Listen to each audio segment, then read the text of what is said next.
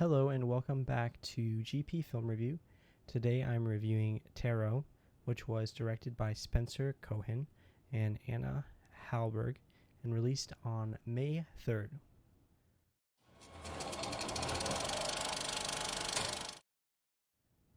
So I'm going to start with the film's synopsis, which is when a group of friends recklessly violate the sacred rule of tarot readings, never use someone else's deck, they unknowingly unleash an unspeakable evil trapped within the cursed cards. One by one they come face to face with fate and end up in a race against death to escape the future foretold in their readings.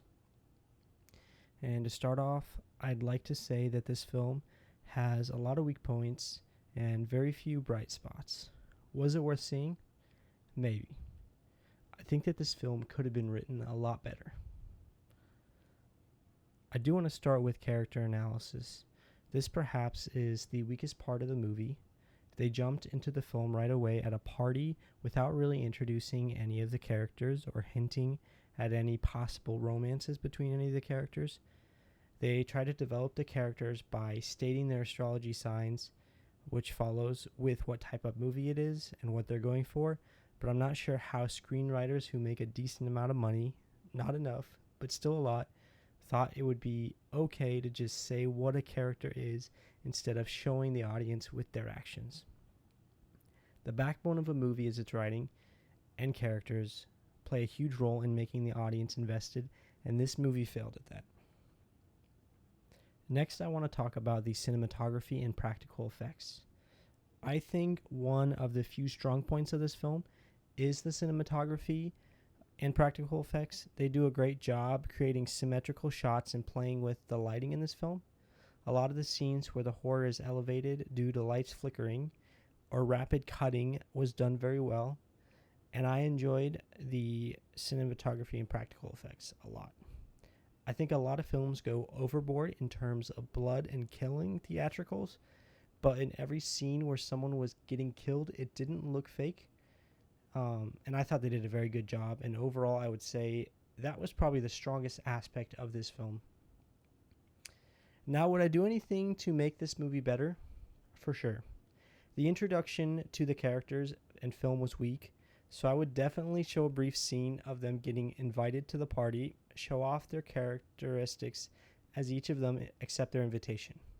Show the breakup scene between the two characters that were hinted at being together so that we see why it's so awkward when they play the game of who's most likely to do whatever and say they think they'll get married.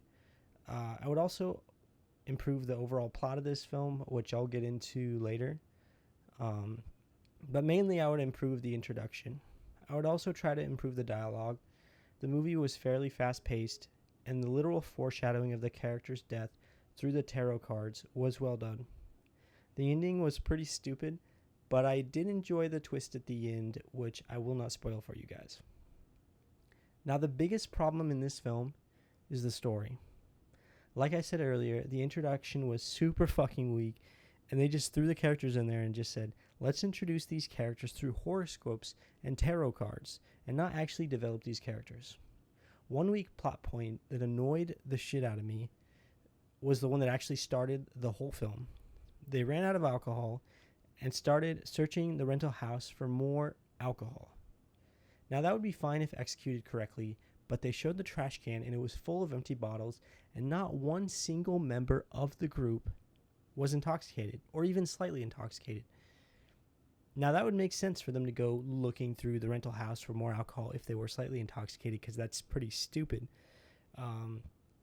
But that just doesn't make sense. And I'm going to call it the writers and directors right now. What the fuck was that? We ran out of alcohol, so we're going to search this rental house for more. This film was all over the place in terms of writing, which made it very difficult to sit through. I was in the theater with an older couple in front of me and two young adults behind me, and they both left the theater before the movie was over.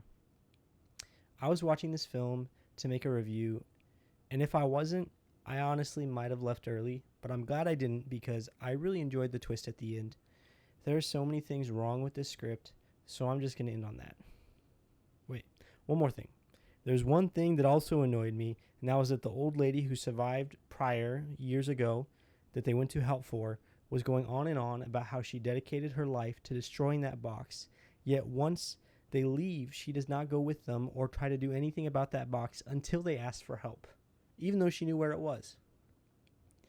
It makes no sense, and these characters are not adding up. I'm done. Wait, I thought of one last thing. When one of the characters was about to be killed, and they had their ankles cuffed together, they're crawling away from the thing that's trying to kill the person, finds a box that is big enough to fit inside, and crawls inside the fucking box to get killed inside the box. What the fuck? That does not make any sense. But finally, I'd like to talk about the sound briefly. The sound in this film was pretty good. They did a great job elevating all the death scenes by making it suspenseful, cutting the sound at certain spots, and then abruptly adding it. Nothing too spectacular, but they did well. To conclude, this film had a lot of weak points and very few bright spots. The characters were weak and kept the audience uninterested. I did, however, enjoy the cinematography in this film. The lighting and the dark shots were very well done. I definitely would have done more exposition at the beginning to flesh out the characters more. And the story was all over the place, with many plot points that made absolutely no sense. But the sound was well done. I'd give this film a 4 out of 10, and the only reason it's that high is for the cinematography and the twist at the end. And that concludes it. If you like this review, make sure to like and subscribe for weekly film reviews, and thanks for watching.